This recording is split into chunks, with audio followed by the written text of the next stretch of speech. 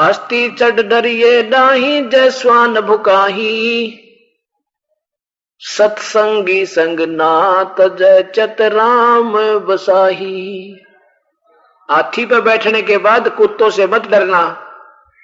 हाथी पर आप बैठे हो ना, और जब हाथी कहीं निकलेगा गांव के आसपास से, तो सैकड़ों कुत्ते हाथी के चारों तरफ भो भो भो वो रहते हैं 10 कदम दूर, पर ऐसे सतिथि बना देते हैं जैसे बस आए तो मार डालेंगे, पर वो हाथी का असवार उनकी पहुंच से बहुत दूर है, बिल्कुल बहुत दूर है, बहुत दूर। क्योंकि ना तो हाथी को कुछ कर सकते हुए कुत्ते, हाथी एक सूंड मारे 4 मरे, और जब वो बुड़का भरना चाहे उनको काटना चाहे तो हाथी का मुंह पैर उसके मुंह पर नहीं, उनके मुख में नहीं आवे, वो हानि भी नहीं पहुंचा सकते।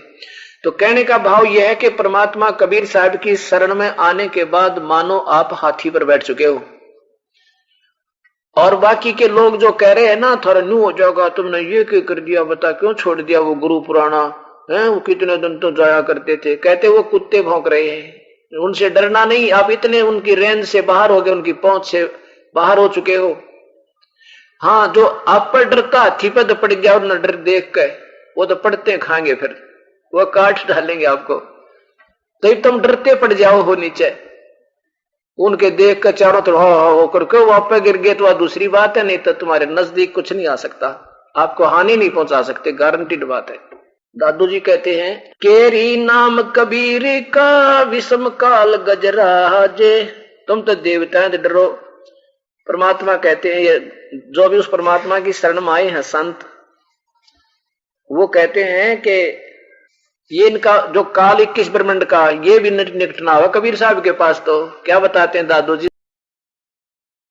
भयंकर तरीके से मैंने कहा मैं बोलूंगा तो ठीक नहीं, मैं शांत रहा। रंजीत भगत जी भी मेरे ऊपर चढ़ गए कि तू ठग है, ओमपाल तो 1 नंबर का आदमी है। मैंने कहा भैया जब विपरीत परिस्थिति आती है तो हाथी चढ़े आदमी को भी कुत्ता काट खाता है। अगर जब इंसान का जब टाइम खराब आता है ना, तो हाथी बैठे हुए इंसान को भी किसी भी तरीके से कुत्ता काट लेता है। तो मैंने कहा कि पवनदास तेरा वो समय चल रहा है, तू थोड़ा धैर्य रख। यहाँ भयंकर तरीके से मैंने कहा मैं बोलूंगा तो ठीक नहीं, मैं शांत रहा। रंजीत भगत जी भी मेरे ऊपर चढ़ गए कि तू ठग है, ओमपाल तो 1 नंबर का आदमी है। मैंने कहा भैया जब विपरीत परिस्थिति आती है तो हाथी चढ़े आदमी को भी कुत्ता काट खाता है। अगर जब इंसान का जब टाइम खराब आता है ना, तो हाथी बैठे हुए इंसान को भी किसी भी तरीके से कुत्ता काट लेता है। तो मैंने कहा कि पवनदास तेरा वो समय चल रहा है, तू थोड़ा धैर्य रख। यहाँ बात है, परमात्मा कहते हैं जब आप हाथी पे बैठे हो तो फिर कुत्ते चाहे कितने भोगते रहो, हमें कोई फर्क नहीं पड़ना चाहिए। जी जी जी, क्योंकि वो नजदीक नहीं आ सकते, उनकी आदत होती है खाली वो दूर से भोगते हैं बस। जी।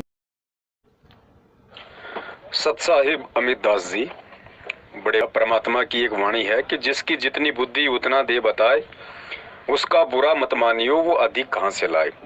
देखिए मुझ में जितनी बुद्धि है परमेश्वर के ज्ञान आधार से मैं उतना ही संदेशा दे पाऊंगा। इससे आगे का अगर मैं कुछ नहीं बता पाता हूं तो मेरी अल्प बुद्धि है, कभी भी मुझसे नाराज या बुरा नहीं मानना चाहिए।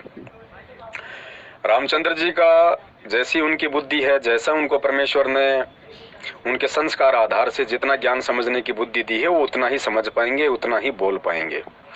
और परमात्मा का ज्ञान कहता है कि हमें जबरन किसी को उकसाना भी नहीं है। कोई बात नहीं, रामचंद्र जी के नहीं समझ में आ रही है, किसी और के नहीं समझ में आ रही है, तो जबरदस्ती हमने किसी का पीछा नहीं करना है। अगर कोई इस दुनिया में ज्ञान को समझेगा, प्रेम को समझेगा, भाईचारे को समझेगा, तो भगत जी वो शांति से समझ सकता है। और अब जैसे रामचंद्र जी कह रहे हैं कि भाई परमपिता परमेश्वर सतगुरु रामपाल जी महाराज जी ने कहा था कि भाई जो हाथी पे बैठ जाएगा, हाथी पे बैठने का मतलब उन्होंने बताया कि जो परमात्मा के ज्ञान में जो चलेगा, मर्यादा में चलेगा, उसको हाथी पे बैठना कहते हैं। तो उसको कुत्ता कभी नहीं काट सकता, यानी काल उसको कोई हानि नहीं पहुंचा सकता, बिल्कुल सत्य है। फिर रामचंद्र जी मेरे एक वीडियो की छोटी सी कटिंग का हवाला देते हैं कि देखो पवन कह रहा है कि हाथी चढ़े आदमी को भी विपरीत परिस्थितियों में कुत्ता काट लेता है। देखो गुरुजी की बात का खंडन कर रहा है। अब इस बात का जवाब भगत जी उसके सवाल में ही है। रामचंद्र क्या कह रहा है कि पवन कह रहा है कि हाथी पे बैठा हुआ व्यक्ति को भी विपरीत परिस्थितियों में कुत्ता काट लेगा। भगत जी आप इस सवाल को समझने की कोशिश कीजिए। देखिए रामचंद्र जी नहीं समझेंगे इस समय, क्योंकि उनकी बुद्धि पे बिल्कुल पत्थर पड़े हैं। वो जो भी करेंगे उल्टा ही करेंगे अब, क्योंकि परमात्मा से दूर है, मर्यादाओं से दूर है, उनके बस की बात नहीं है। उन्हें लगता है मैं अच्छा कर रहा हूँ। जैसे आप मार्केट में देखते हो भगत जी, कई बार कोई पागल व्यक्ति होता है, वो गोबर खाने लग जाता है। अब हम लोग सोचते हैं यार गोबर क्यों खा रहा है, गोबर क्यों खा रहा है। अरे भाई गोबर खा रहा है और ये गोबर है, ये सद्बुद्धि हमें है, उस गोबर खाने वाले को नहीं है, इसलिए तो उसको पागल कहते हैं। उसको अगर इतनी समझ होती तो क्यों वो पागल नाम धराता, क्यों